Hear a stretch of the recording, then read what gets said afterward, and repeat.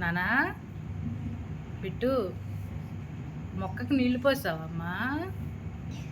సరిపోతుందా నీళ్ళ? కొంచెం సరిపోద్దా? మళ్ళీ రేపు పోయే మర్చిపోక తల్లి. మనం ఇదంతా మొక్కలు పెట్టేసుకుందాం, సరేనా? మరి నువ్వే నీళ్ళు పోయాలి. పోస్తావా మరి రోజు? మనిద్దరం పోద్దామా? మనిద్దరం పోద్దామా నీళ్ళు? సరే బంగారు తల్లి. వజ్రాల మూట